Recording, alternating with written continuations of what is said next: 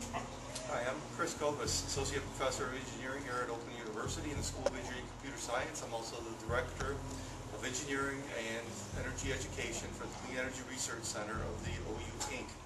And tonight we're going to be showing a thing to our students. And what we have going on is we started a program that tries to get a little bit of student involvement after hours, but also as an educational effort. And we are showing sci-fi based movies and getting our students to basically critique these movies based on science, logic, and reason, learning first principles. So for tonight's movie, it's going to be The Thing.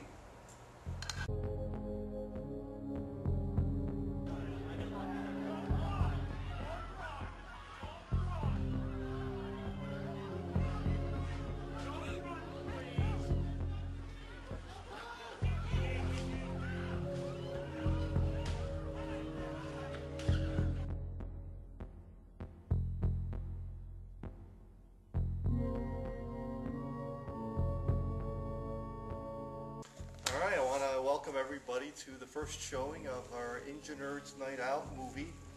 The way this is going to work, we're just going to enjoy movies, so grab popcorn, grab soda. When the movie's over, I'm going to invite you, if you would, to do a critique of anything that's flawed on a scientific basis. So I'm expecting good things out of this group. So here's our students when they first started seeing the scary scenes in the movie.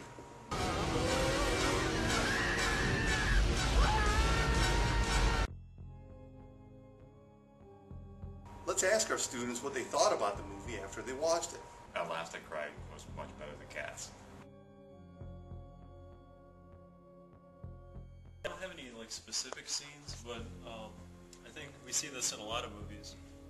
Just all the different explosions and the gunfire. I guess outside of the film that would be pretty deafening. In close proximity, and they don't really show that as accurately as I think they could. But it's a movie, so. But all in all, I thought it was. The scene that I've noticed was the scene with the dogs biting through the fences. Yes. Which is not, it's not physically possible. You don't think that dogs can bite through the fence? That's just. And whenever you open a door to the outside, it's like a freezer. All this stuff comes, the fog comes into the room, and it's pronounced. And here, you barely saw that. So it was not cold. Wasn't as cold as they said it was. This could not be real type of video in the video, but at the very start, since I wasn't here the first half, but I have seen before, and I think I remember, like, at one of the scenes, it was kind of a long intro. During one of the scenes, you could see the camera crew, or such like that. Did you see the shadow of the camera? And all the people. Are you serious? A shadow? Yeah, you could see it. Oh.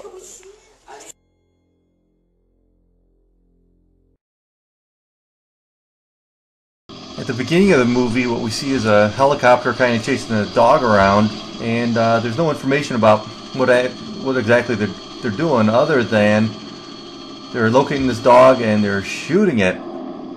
Now, what make this little implausible is that we find out later in the movie that it's about an hour trip from the Norwegian camp to U.S. base 31. And it is improbable that they've been chasing this dog for what it takes a helicopter 1 hour to go through, which means the dog, which runs much slower, would have been running for about a day straight. In the prequel, they actually took off right from the village. Right when the dog went, the helicopter went. So they've been chasing this thing for a very long time. The other thing is they've been chasing this dog for hours, probably a day at least, and they can't hit it. How many bullets do they have, and how bad a shot is this guy? Harry, you're alive.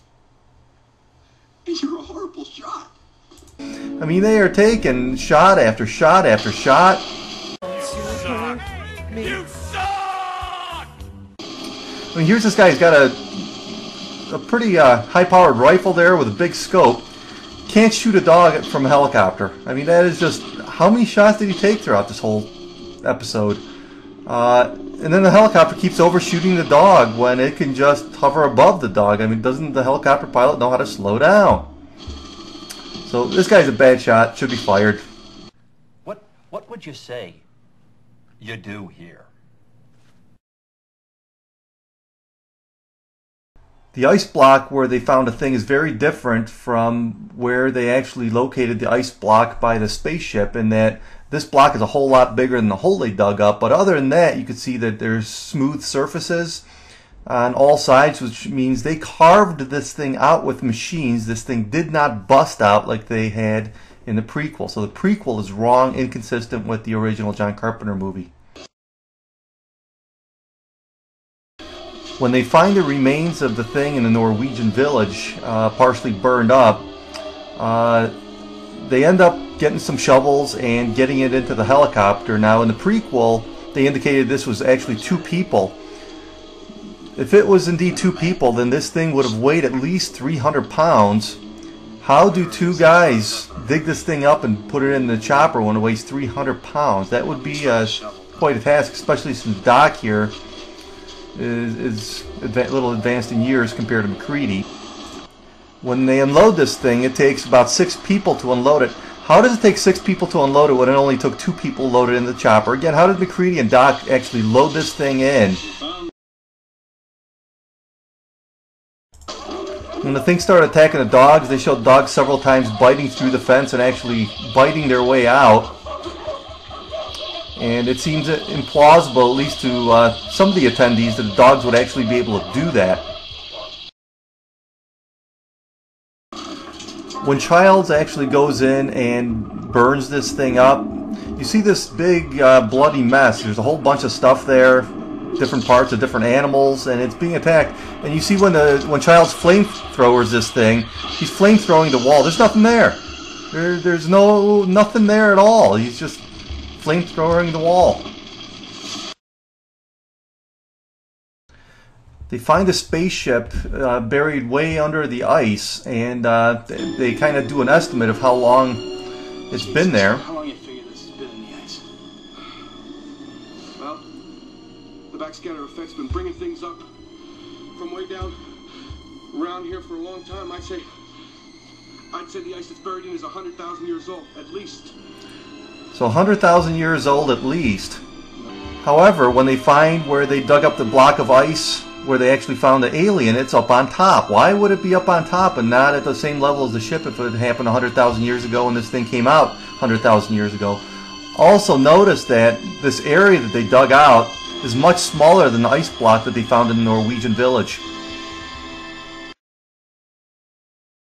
A violation of the conservation of mass in the assimilation simulation, and when the alien cell and the dog cell combine together, so you have 2 cells with their own mass combining into 1 cell that turns into the original dog cell. So what happened to all the mass and material from the alien cell?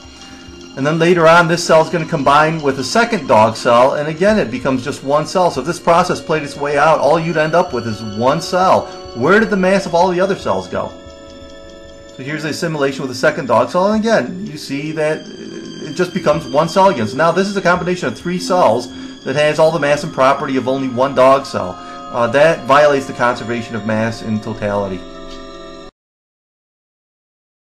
Blair runs a simulation on the cellular mechanisms that show this to be small, and he doesn't seem to have any kind of a statistical model for how this thing's actually transmitted. So how can you come up with this scenario of the probability of 1 or more team members being affected, or how fast the world population would be taken over by this thing? Because we really don't know. Neither the original movie nor prequel tells us how fast or what's the mechanism for how this thing is transmitted, other than direct contact, as in being attacked. When the thing transforms, several nursing students indicated that the rate of cellular change for this thing transformed to different creatures is way faster than anything possible. Cancer is one of the fastest mechanisms that's out there right now, and this is far, far faster than even cancer spreads. So the cellular mechanisms are too fast, although this thing is an alien, so there is a little bit of a loophole to that. There's one scene where Palmer started to change, and for some reason he turned into the anti-gravity thing. But when that happened, there was a ceiling tile that actually went loose, and it was apparent that the film was being filmed upside down. I'll run the sequence again, but notice this piece of ceiling tile right here that came from where his leg impacted what presumably was the ceiling tile. This is actually the floor. So focus on this piece right here. Again, when I play this, here's the change, and watch him fly up to the ceiling. Watch the piece of ceiling right there. Piece of ceiling tile. So this was actually filmed upside down. There were a lot of scenes in The Thing where dynamite was used within buildings and outside of buildings in very close proximity to the people, and it would have probably caused damage to their ears. I mean, that is very, very close. And they ran a lot of these dynamite explosions indoors as well when they were also indoors, and that would have increased the effect much more. Again, more explosions here. This is dynamite. I mean, they're just blowing up room by room. They're indoors. There's no place for all this pressure energy to get out. It blows out the walls, but it would have done significant damage to their ears if they were in this close proximity to actual dynamite. There was a scene where they took blood from all the Antarctic team members to test them for whether they are the Thing or not. But remember, this thing, they're afraid it spreads like a fire. So you can see they made a pretty deep cut. This character is Knowles here. They took a big sample of his blood, put it in a petri dish, but then they used the same scalpel on themselves. And not only did they not dip the scalpel in anything, acid or anything, this guy just wipes on his pants. Watch this. He takes that scalpel. Yeah, just wipes it on his pants. Again, they're afraid this thing spreads like a virus, and he's cutting his own finger now with it. He would have been infected immediately, and everybody else would too. It was indicated in the movie that it's approaching 100 below in the camp at night. But if that was the case, then the fog coming out of their breath would have been far more pronounced than it was. There was a lot of scenes where their breath did have the foggy appearance like happens in cold weather as humidity just condenses right out of the air. But at 100 below, it would have been far more pronounced than it is, especially in this scene right here. We're in the shack. There's no heating, and it's supposedly approaching 100 below, and you don't even see their breath here. Thank you very much for watching this review of The Thing. I hope you all learned something other than engineers really are engineers.